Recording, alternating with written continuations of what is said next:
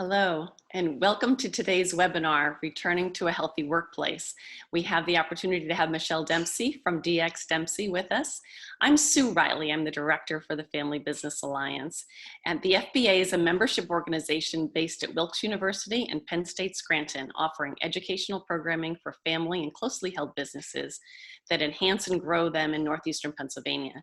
It has been a pleasure to work with Wilkes SBDC to coordinate this webinar. One just housekeeping issue. Number one, we're thrilled that you're here, but a housekeeping issue is then please, as we go through this presentation, put your question and answers or questions into our Q&A box, and then we will address all of those at the end. And I would like to now introduce Dorothy Lane and Jolene Carey Pace from the SBDC. Dorothy, could you take it? Sure.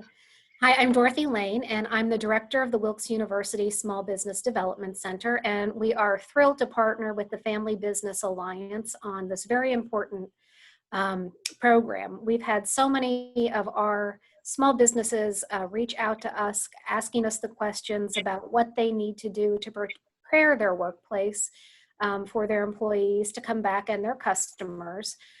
So this is something that was really important for us to deliver to our clients.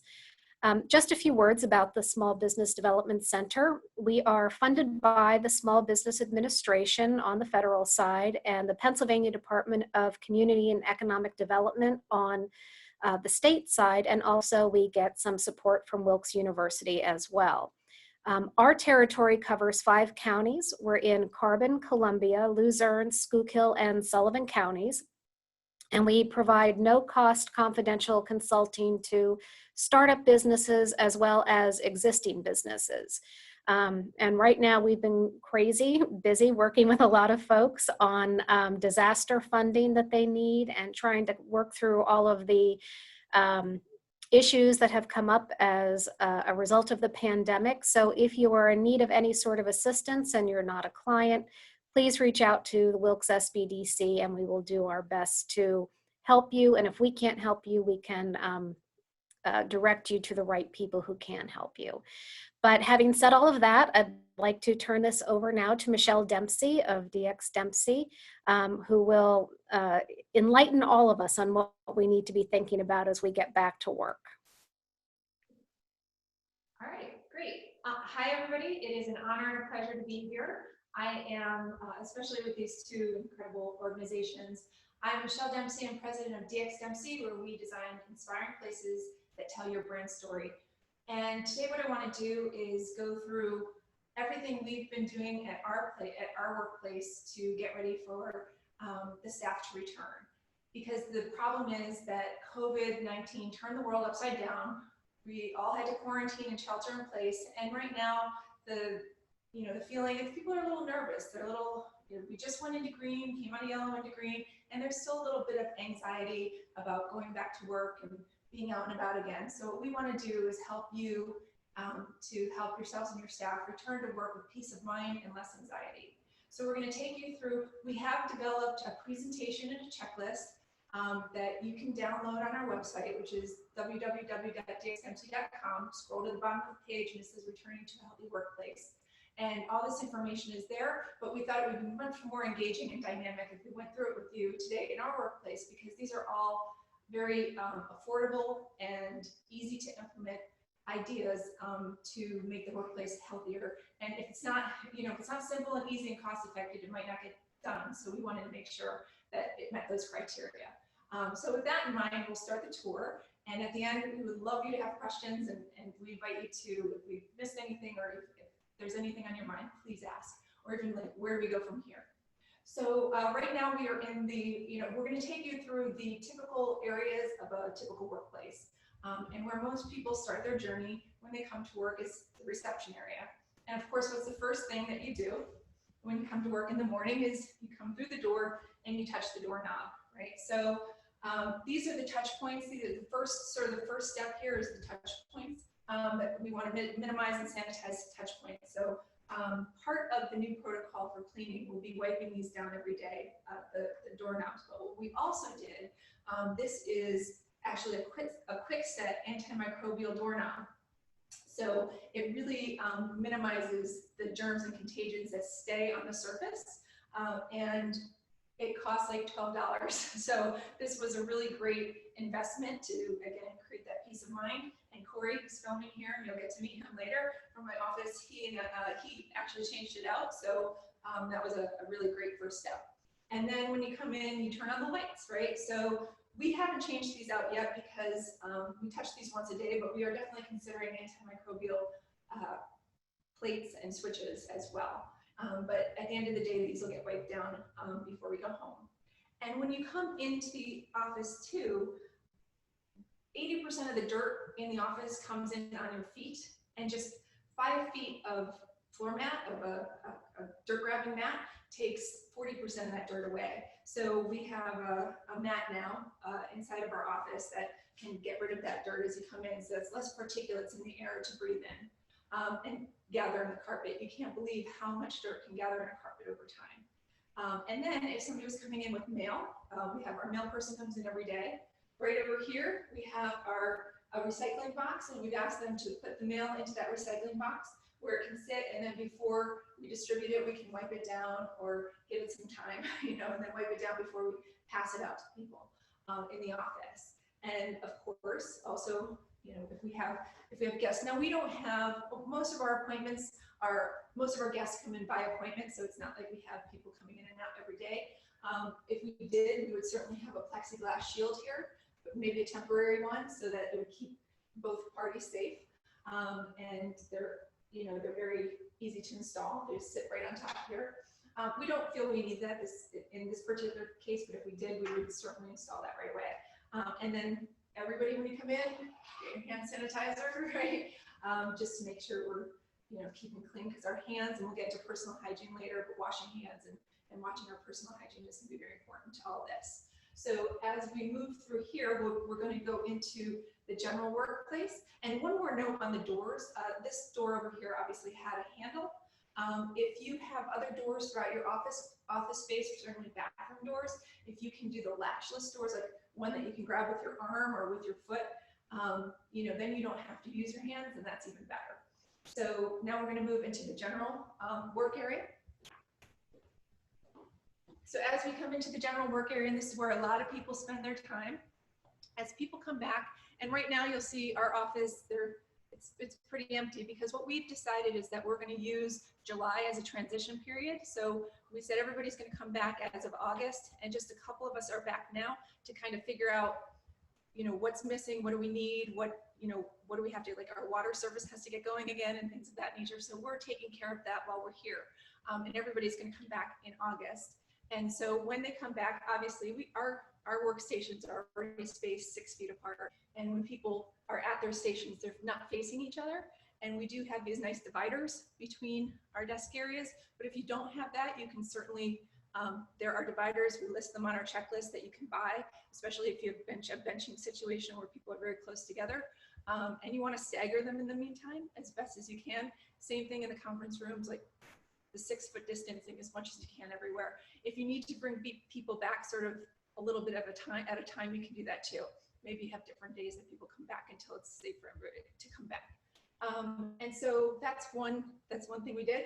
And then the workplace itself, or the work area, what we've done, again, another investment that we felt was very worth it. If studies have shown that one of the kind of most contaminated and germiest places in any office or home, it's not just your phone, because that's definitely one of them, but it's your keyboard. And so we got new keyboards and new mice. So these are new throughout the office, and we just felt like small investment for a large return, a lot of peace of mind, kind of start from the beginning. And now at the end of every day, these are going to get wiped down, the keyboard and the mouse and the phone, because the phone's another touch point here with the hands and the ears every day. So that'll get wiped down as well. So you're going to start to hear me saying about the new protocol for cleaning, which is something that, depending on how you get your office cleaned, you want to have that conversation with whoever your cleaning staff is, or maybe your landlord, in whatever case it may be. But the other thing we're doing kind of on an individual basis is providing hand sanitizers and wipes, so that you know, if the staff, maybe the cleaning staff will wipe these down every day. Maybe they don't come every day. So for peace of mind for each individual, we're going to have kind of individual cleaning kits where at the end of the day, they can wipe down their own phone and keyboards and just kind of leave with that sense of it got finished no matter what. So kind of take a little bit into their own hands and make them feel good about it. Another thing to consider are chairs, right? So, you know, we pull chairs in and out all day long, and we're usually touching them right here. So wiping those down at the end of the day, we really think about that, but in a post-COVID world, you have to. And some chairs have cushions on them, and there are chairs available now that you can take the cushions off and wash them. So maybe looking into chairs like that if you have an opportunity, or if you're going to purchase new chairs soon, might be a nice idea as well. And then your personal objects and items on your desks, like pens and pencils. You know, we're a collaborative firm. We're always sharing things, ideas. We're always right on top of each other. So we really have to be careful about all this stuff. And for the time being, and until that curve really flattens, you know, try to label your individual items and kind of keep them to yourself for now and not share as much. Because when we're doing brainstorming sessions in our conference room, it's like pens and pencils are just being thrown, markers just thrown everywhere for everybody to use. And so for now, we need to reconsider that. And then moving into the conference room. You know, again, for the time being, staggering people in the conference room. You know, we're again a collaborative firm. We like to be right on top of each other, drawing and, you know, over drawing and kind of in each other's faces, but we need to be more careful, more cognizant of that for the meantime. But one thing, a lot of companies have AV systems, and certainly in the Zoom world now, right, where there'll be a lot more Zooming and a lot more teleconferencing, particularly in conference rooms, there are remote controls, right, and items that everybody's picking up. So wiping these down on a daily basis is very important as well. Your phones again, and surfaces, right? So if you're in the conference room and you're at the table, the surface is getting a lot of breathing and a lot of, you know, touching, and so wiping down surfaces is important too. And we did mention that we changed the doorknob. If you have an opportunity with drawers and file cabinets to change out the pulls, there are also antimicrobial pulls that are available. So another thing to consider, as well as work surfaces. There are a lot of antimicrobial products, and you know, just out there, and we've listed them for your perusal. Coming again, the backs of the chairs and wiping down the backs of chairs, whiteboards, etc., in the conference room. And now coming in back into this area, over my head, you can see an air duct, right? And this is the main air supply for our office. And one thing that often gets overlooked and absolutely should not be, because it's probably one of the most important, most crucial pieces of the puzzle here, returning to a healthy workplace, is your indoor air quality. We've already talked about the particulates that come in on your feet. What you want to do, if you have control over it, or what you want to ask your landlord to do, if you don't, is to change out the filters. And we list on our checklist the appropriate type of filter and UV lighting that will kill germs, and have been shown to kill germs that cause H1N1 and SARS. And so the belief is that they will also contain the coronavirus. So that's number one. Get the system cleaned out, remove all the mold and mildew that's in there, kind of start fresh, you know, kind of get a baseline. Also indoor, a lot of manufacturing areas, or just any office for that matter, having indoor air quality monitors and humidity monitors to let you know that the air is at the right temperature, so that it's not producing mold or mildew, and so that the indoor air quality is safe, is another great idea where it helps to keep tabs. In terms of air quality as well, windows. If you have, we have operable windows. So a couple times a day, we open them up just to get fresh air in, get some exchange. If you can't do it with windows, if yours don't open in your office, you can do it with your mechanical systems. That requests a little bit more air exchange during the day to keep it kind of fresh. And if you look around our office as we're doing this tour, you'll see a lot of plants. You know, plants are your friends. Plants not only get toxins out of the air, they're not only beautiful, but they also increase productivity. They've been shown to increase productivity up to 15%.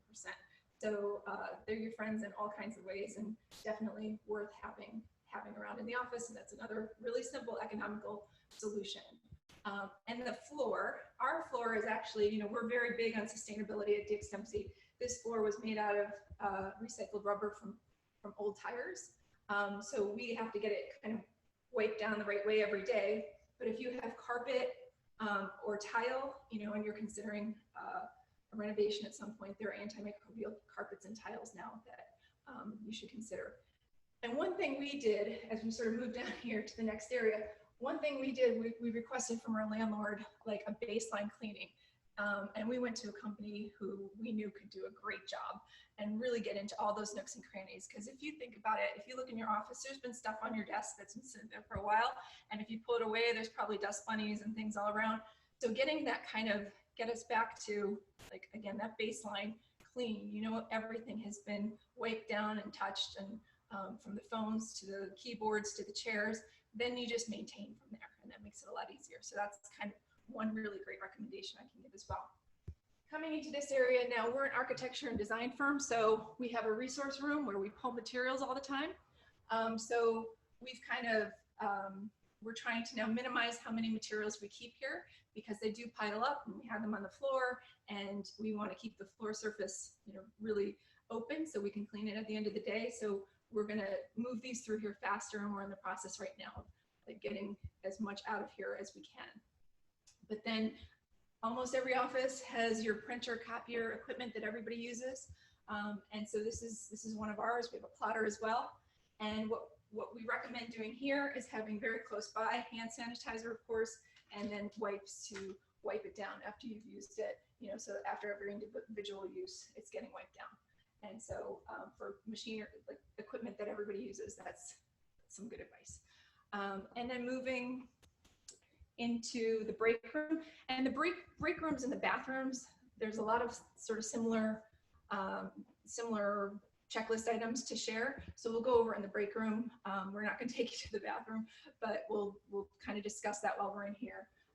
This is a tight break room. Our next office is going to be a lot different, but in the break room, obviously, if you're like me, I can't live without my coffee. I think that's a lot of workplaces. The coffee is a very, very important part of your daily routine. And so for the time being, we have our Keurig here. And we didn't like to use K-cups because of the environment. You know, we were using ground coffee that could go into like a little container and be put in there. But for now, and again, until that curve flattens, we're doing single-use K-cups. And we're keeping the Keurig very close to the sink so that we can clean it at the end of the day. We've got our Lysol here, and we're trying to get more wipes. They're very hard to come by these days, but you know, you want to wipe the machine down after every use if you can, certainly at the end of the day, right? So, and then if you look up here in terms of cups, again, sort of up here we have all of our ceramic cups. Again, sustainability and being stewards of the environment.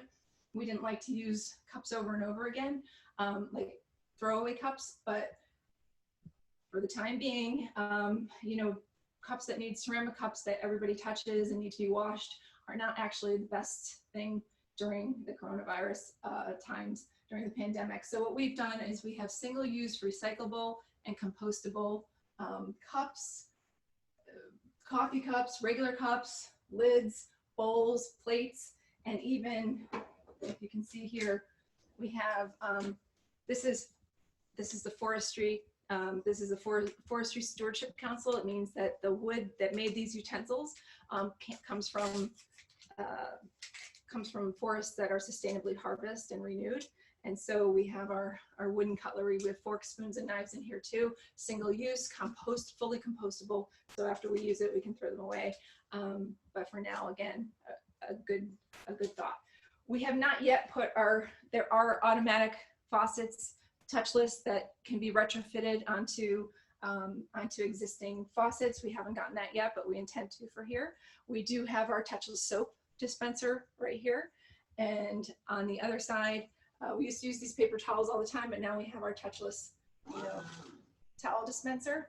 And these things are also similar for the restroom, right? You want to get in and out of a restroom and a break room touching as few things as possible, right? So if you have touchless soap, touchless hand towels, we have hand sanitizer here as well, touchless as well.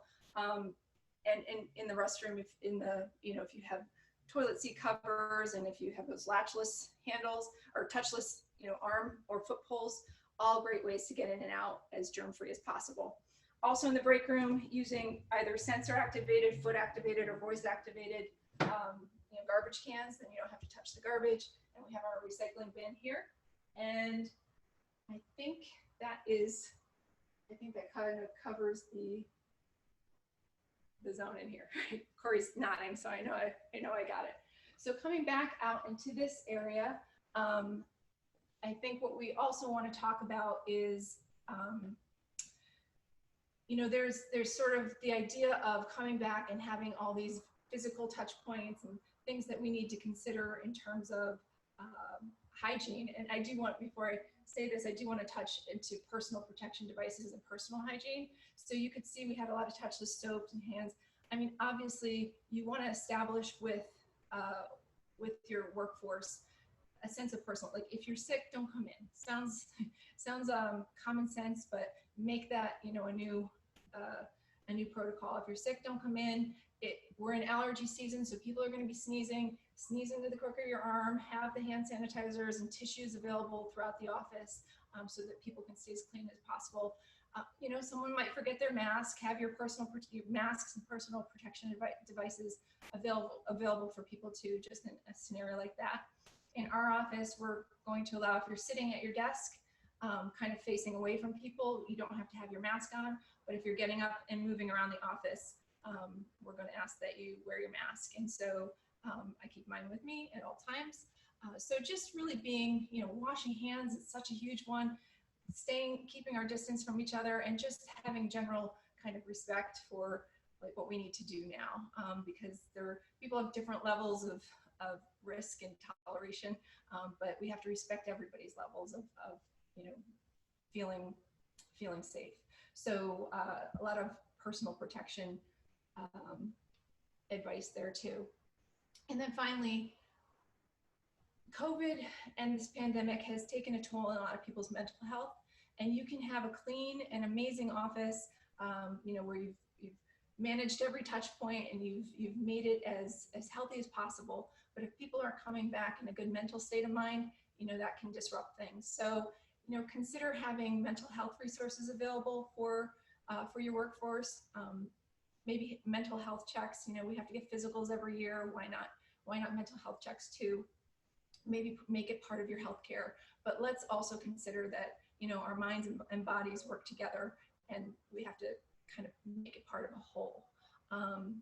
And I'm looking, Corey, have I forgotten anything? I think we've hit all the touch points. So that's what we're doing here. We have our whole checklist. We've implemented, I'd say, maybe 90% of it. And all of these things that I've shown you have not been expensive. They're very, very economical. They're easy ways to give your workforce a peace of mind and really, lessen. We're all carrying. It's impossible not to carry a little anxiety having just gone through all this. And so one thing we also want to talk to you about, but I think it'll come up in the question and answer session, so we're going to move into the conference room so we can take that, is where do things go from here, right? So some people are asking questions, are we even going to go back to offices? And I think those are all important to touch on too, but I want that to be a dialogue and conversation with you. So as we move in to do that, I just want to, again, just sort of say that's what we felt this was a better way to go through that checklist and show you what we've been up to. So we're going to move back into our conference room now. And if you'll give us a second to mount the phone onto a stand, then Corey and I will be available to answer questions over here. So Corey, if you don't mind mounting that. Thank you.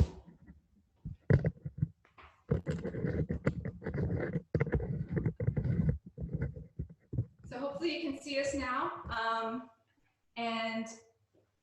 And that, again, that's sort of just a quick and simple, we said it was going to be a simple way to create a workplace that is good to return back to. One thing I do want to add, we were able to control our space, right? But we're in a building, we have a landlord, and there are a lot of other offices here.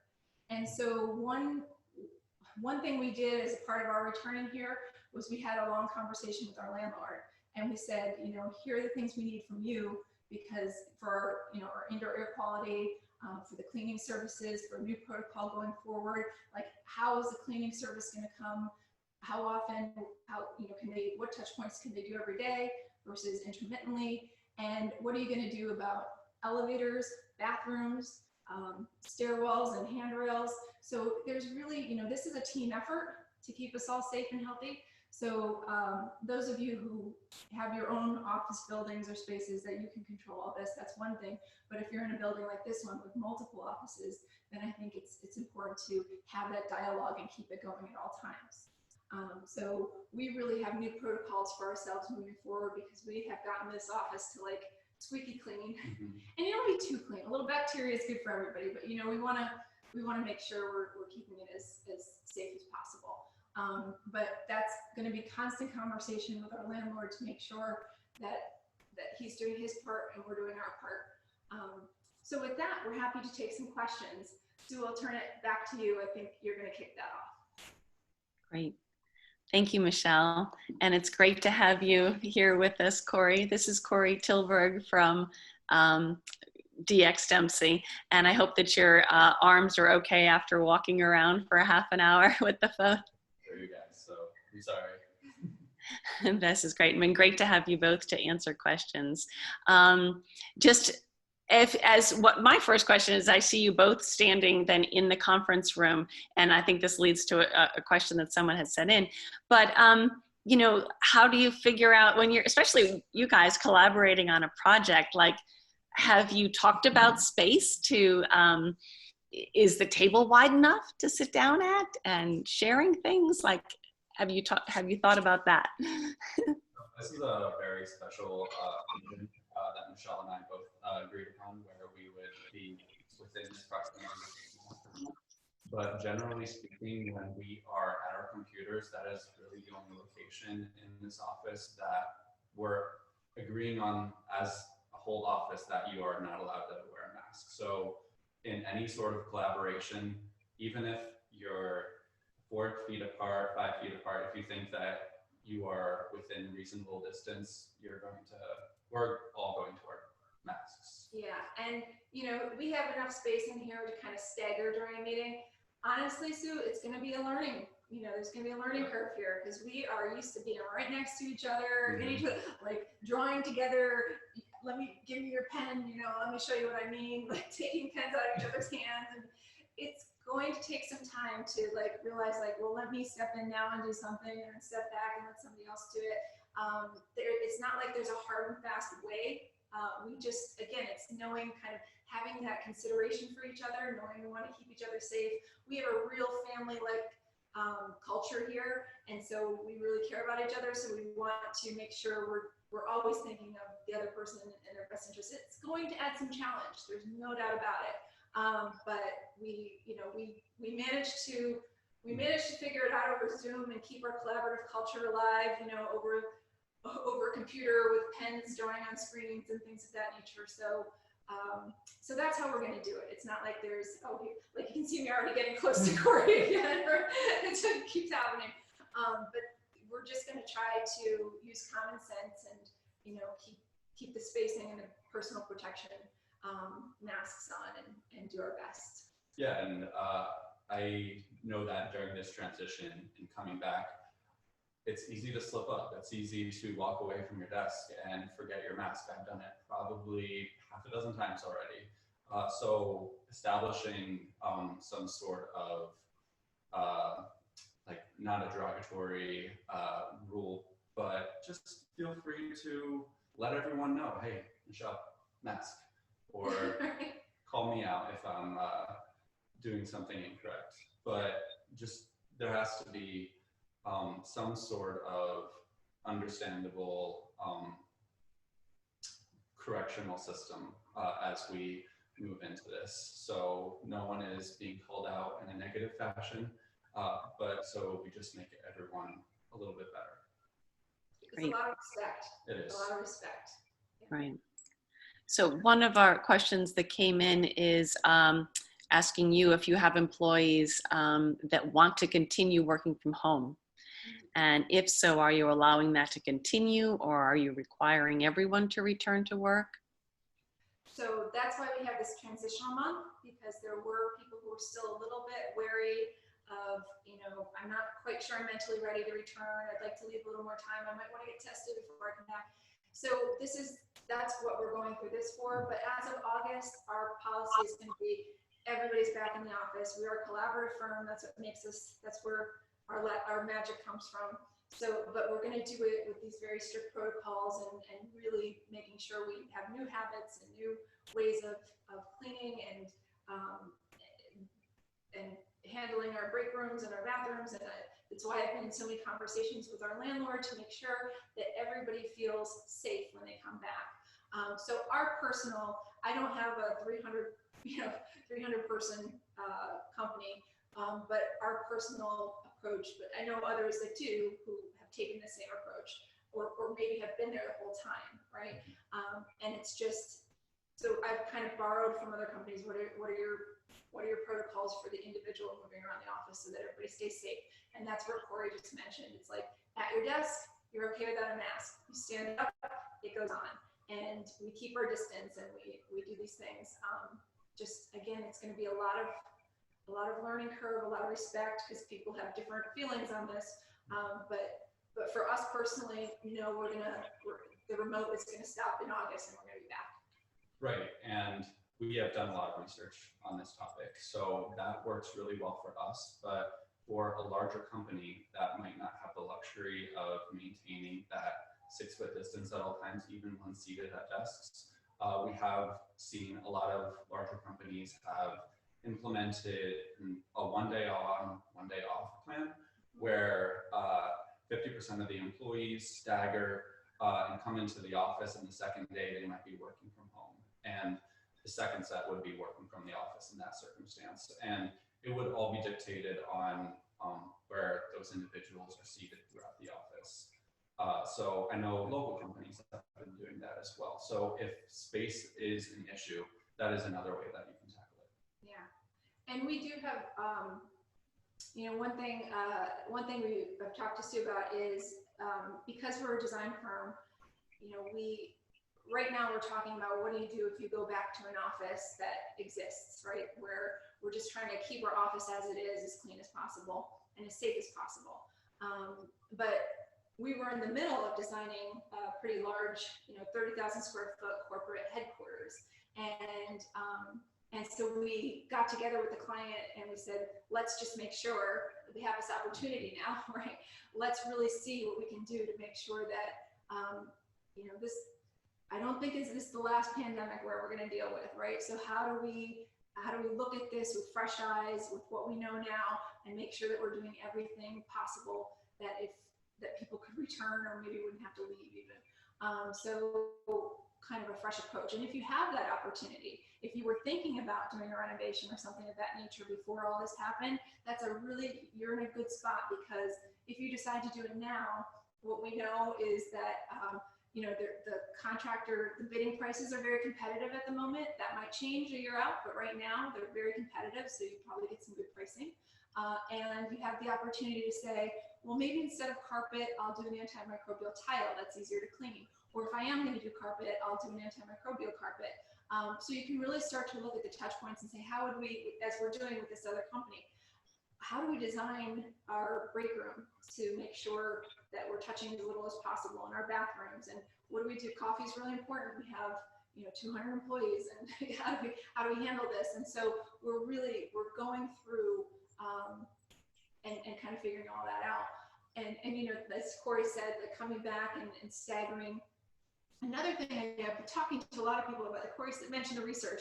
We are constantly in research mode. We never stop gathering data ourselves, reading white papers, seeing how other people are doing it, and like we curate all that information, and we're sharing a lot of it with you right now.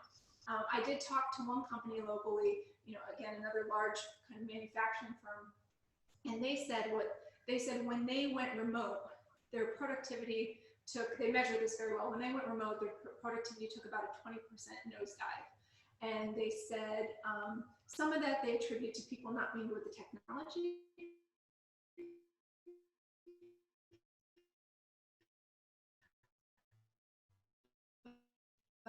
You know, and so, you know, some people work very well remotely, right? So one school of thought right now is that, because some people are like, is anybody going to return to the office? Like, why would we do that? Look, we can work perfectly remotely. We don't have overhead and all these other things. But I think that environment's not for everyone. I know that Corey and I in particular, like, get us back to the office, you know? And not everybody works well without, you know, some people work much better in a collaborative environment. Some people work better with a little bit of oversight. Some people work great, you know, kind of on their own, and they're much more productive that way. So one school of thought is maybe 15% of the workforce might stay remote, but that everybody else is pretty much going to come back. So that's just sort of kind of thought leader thinking, where things go from here. No, for sure. But I feel like it'll get back to, you know, once everything kind of flattens, what we've learned and what we might see is people are now very comfortable with video conferencing and doing things online, much more high level of comfort than we had before this. So we'll probably see things like, Sue and I were talking before this, like Zoom rooms and, you know, a lot more video conferencing capabilities in offices, which is great. You know, I think that's a nice flexibility. But I think people are definitely going to come back to the workplace.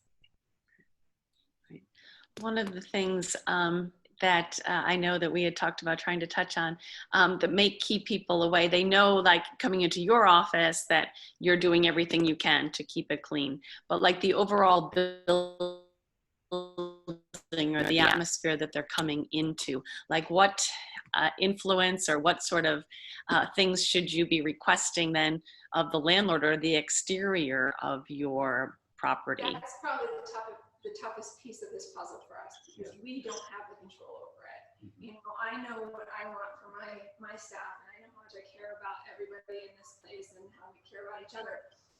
So we have to, it's been a lot of conversations. So it's been calls and, you know, hey, what are you doing? For example, you know, when you come in the door here, you have to touch a handle, right? So are you wiping those down at the end of the day? Luckily, one of our doors is a push button door, so people can come in there. But the elevators do, like, they do have a minimum for how many people can be in there at a time, so that there's decent spacing. But we've just talked to them about, hey, can you wipe down the elevators every day, the buttons, the stairwells and the handrails. The bathrooms are a huge one for us because we don't control the bathroom, right? So we're making recommendations. We share the checklist with, and please, if you have a landlord, feel free to share the checklist in our presentation with them and say, you know, these are the things we need in our bathrooms. This is what we need for our air quality. You know, please do these items. And then you have to make sure they got done, right? So, and that's ongoing, because like a lot of things, like, oh, we'll do it for a month and then maybe it gets back to what it was. You can't. This is something we're gonna have to stay on top of. So if you have a landlord that's willing, that's fantastic. If you have a landlord who's not, I think you have to keep the conversation at squeaky wheel and just maybe get other, you know, join with other offices in the building and say, you know, we really are demanding this for the health and safety of our workforce. And again, the bathroom for me is sort of that big one. So because we want things to be as touchless, nothing is touchless in our bathrooms right now, and that's like a little freaky, right? So and the door pulls and things of that nature. So it's conversation.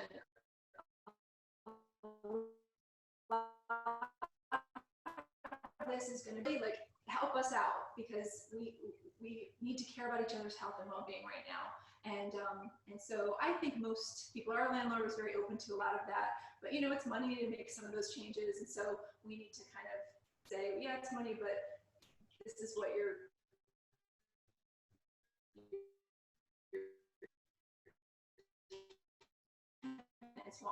right? So we kind of do what's in it for them. And that's always kind of a nice approach too. Right. Yeah. Right now we're in the interim between those conversations with our landlord. We have really taken on the idea of transitioning between moments of safety. So as you saw, as soon as you walk into our office, we have hand sanitizer. So as soon as you leave the office, hand sanitize, and then have hand sanitizer in your car. So there's that transition between this area of the unknown, but you really have to sandwich it between moments of safety. So you feel like you're staving off this virus as much as possible. Yeah, and I do want to say, I think that's like in those conversations with the landlords, what I said about what's in it for them. Like, I think you can't, if you own a building and you're leasing, people coming to look for space I know when we do a new office for ourselves, where we do it is going to be highly based on like looking at the conditions of bathrooms and what the protocol is in that building and their cleaning to keep us safe and healthy. So it's going to start to factor in a big way into where people decide to go and where they decide to put their offices. So that's something to remind them of as well. Right? Great. And then the other question that was in our or in the Q&A was about covering the bathrooms. And I'm not sure the person had missed that early part, but referred to in the break room. Anything else? Like, should there be, in addition to, we have, I mean, I'm at different schools, and so like there's a cleaning staff, but then in one school, we're in a small building. So should you assign someone in your own office to be checking things, or have you thought of that? That's actually a great idea. There's sort of a new, I think we're going to find that we need new protocols. I have been extremely lucky that Corey has taken on so much of like making sure we have everything we need for the office and saying, hey, we need to consider X, Y, and Z. But I think that's a great idea to have, somebody, maybe it's like a new role, maybe it's the office manager or somebody who gets delegated to, maybe shared, over the course of 1 week this person, 1 week that person, who's responsible for, especially in smaller offices that might not have cleaning crews for checking those things. But the checklist is a good place to start to make sure you hit all that stuff. And there are too, for toilets, you can retrofit a toilet with a handle with a flushless. We have it listed in our information, but there are ways to retrofit toilets to be touchless even if they're not. In a lot of commercial bathrooms, you got the foot kick, right? Like, we all know about that. But you do, again, it's going to be new protocols, new ways of new habits. We have to form new habits, and that it takes a little while to form a new habit and break an old one, right? So, like Corey said, it's going to, we need to hold each other accountable in very empowering and positive and respectful ways. But that's how it's going to get done. So yeah, so I think that's a great idea. Like, this person gets assigned, maybe always, maybe this week, maybe it's the office manager has a new responsibility now, but these things have to get done. It's not a maybe, or it'd be nice, like we used to care about the cleaning of our office, but as long as it looked good, like now we're like, dun, dun, dun, so the new normal, right? Right. And then along that lines with design, like, you have switched out your doorknob right there at the entranceway, and without doing that, then, there question the people's comfort level, but like, how often would that be wiped? So then you need to do like a cost benefit as to, different things that you should keep in mind about switching out to improve so that it doesn't take away from time that could be productive. Absolutely. All the moves we've done here, and that's why we put them in the checklist, because they're easy and they don't take a lot of time and they don't take a lot of money. How long did it take you to switch out the doorknobs, Corey? Well, I've changed a few doorknobs in my life. So it was probably maybe 5 minutes to change out the doorknobs. For a novice, it might be 10 to 15 minutes. It's not a difficult task. So anyone can do it. Comes with instructions. Yeah. You're good to go. Right. But the light switches are a different story, right? The actual switches, you want to get an electrician in and do that. And that's why I said we're considering that when we see, because in most offices, a lot have motion sensors, right? Which is great. And ours, it's like a flip at the beginning of the day and the end of the day. So is there a cost benefit to switching them out? If we were doing a new office, we would definitely put them in antimicrobial, but switching them out, I'm not sure we get that payback that you were talking about, Sue. So I think we're probably going to leave them the way they are. Maybe the plates, they're easy to take on and put off, but it's the switch that you touch. So we're just going to wipe those down at the end of the day. And it's really like looking at each point and saying what makes sense for us. Is that risky? Is that not risky? And like I said, drawer pulls. Some drawers you can't change the pulls, but others it's very easy. Doors and cabinets, it's really easy to change them out. It doesn't cost much. Doesn't take much time. So in any case where things like that, like we said, our keyboards, our mice, right? Our doorknobs, just easy to make those decisions. It just didn't take much time and didn't cost much money, but like I feel so much better. I know Corey does, knowing that my keyboard is like not the same crusty keyboard that I had for like however many years before this, you know. So it feels good.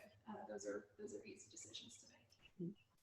And then I think along the lines of design and appearance, if you're walking into a space, I mean, it's so important that it look clean and organized, and you know, and try to build that into people's thought processes, I think would be very important.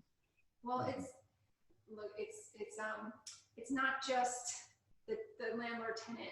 If you receive customers or visitors, or you have any kind of client, whether you're retail, whether you're restaurant, whether you're workplace, people are going to judge you now on whether or not they feel safe. It's going to be part of the mental process, right? So if things look clean and neat, and you see hand sanitizer and tissues and latchless pulls, and you know, mentally people are going to feel comfortable, because a lot of times, you know, it's a famous saying, Maya Angelou, people don't remember what you said, they remember the way they felt, right? So when people leave and they feel like, oh, people were really nice, it was a beautiful space, and I was really comfortable, everything flowed, and you feel safe, right? That's huge. So, you know, we have what we call our strategic branded experience framework, and there are 5 factors to it. One is aesthetics, which you just sort of alluded to. You know, another one is sustainability, and sustainability for us is health and well-being. It's financial sustainability, it's environmental sustainability, you know, and it's very much about people's physical wellness and mental wellness, and making sure that we control the part of the process we can control as designers, to make the workplace as healthy, as environmentally friendly, as clean and safe as we can, right? Because that goes to the bottom line. And there's a lot of sustainability is actually good for the wallet too, right? So that's a big factor for us. And another factor is research, you know, research-based design solutions. We mentioned, we do all this research, we collect the data ourselves, we get it from other places, we go to whatever sources we can, we curate it, we put it together, so you don't have to, right? That's our job as designers. So we are constantly diving deep into research to make sure that our spaces aren't just, you know, it's not just a pretty space, it's a space that works, that operates well, that increases productivity, increases, you know, collaboration, and then that speaks to branded environments. So I said at the beginning, design inspiring places that tell your brand story, and telling a brand story and telling who you are and what you're about, and giving people a sense of purpose is huge, right? We are a purpose-driven, data-driven, return on design-driven firm, right? So we want to make sure if we design a space, people's bottom line is going to be affected. And that's not just, it's financially, it's culturally, you know, physically, like these are all things that matter. So pretty space is important, as you said, but to us, it's not successful unless it's doing those other things too. And that's really, I think, what makes our spaces successful, and you know, and makes our clients successful too. Okay. Good.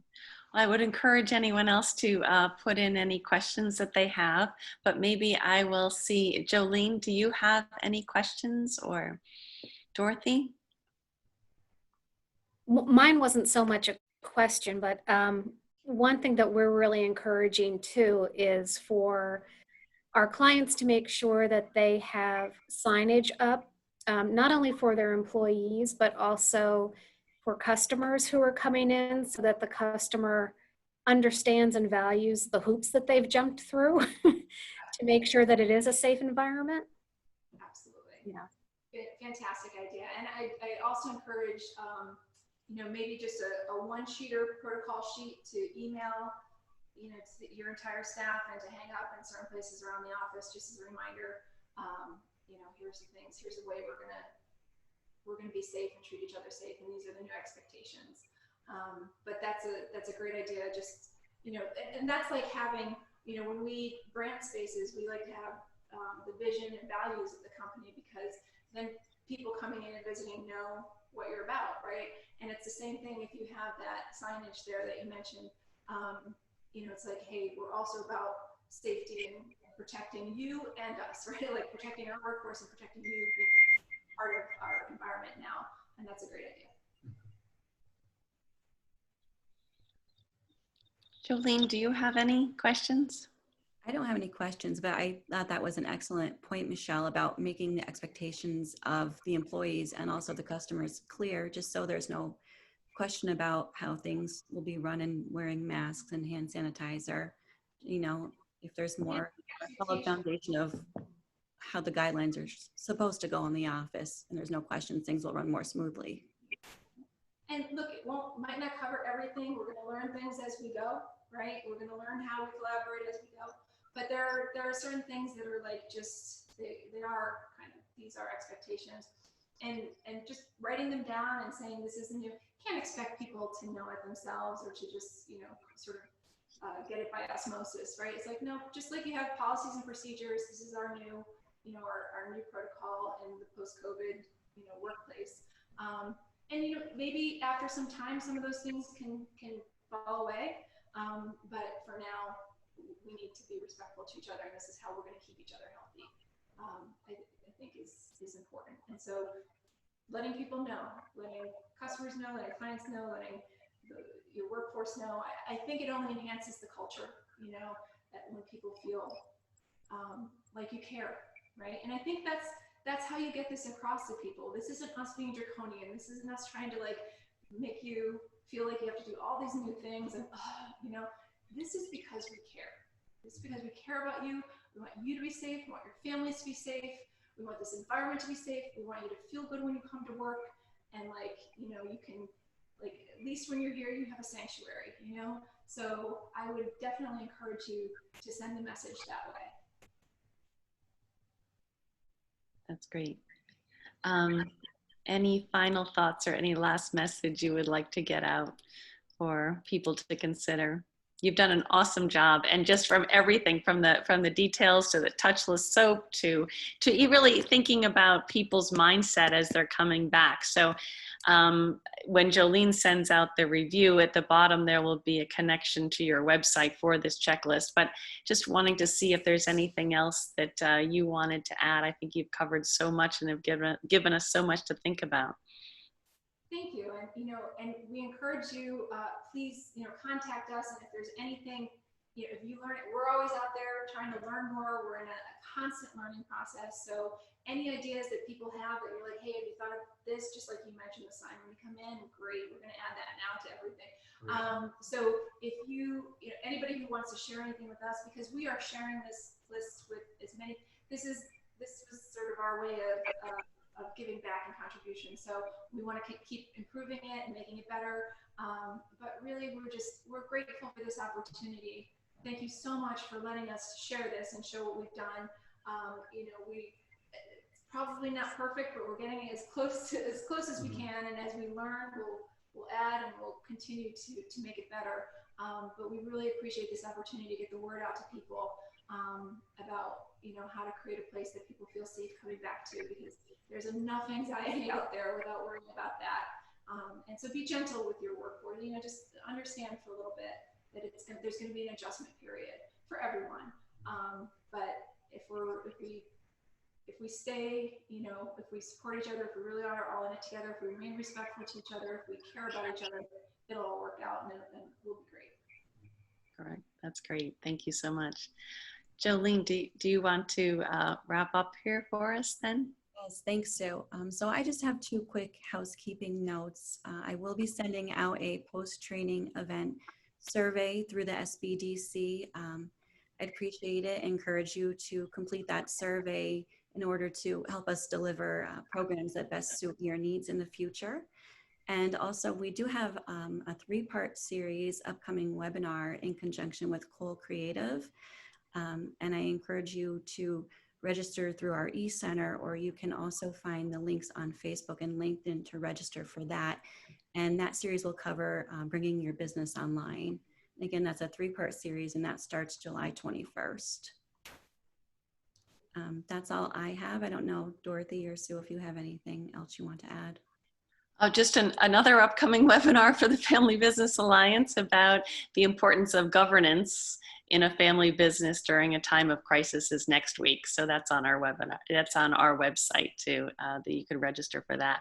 But please check out DX Dempsey's website to be able to not only access the checklist, but also to watch a video of the presentation also that has PowerPoints in it. So we thank you so much for doing a live presentation and giving us real examples. This has been a treat and really helps to make it very real to everyone. Thank you so much.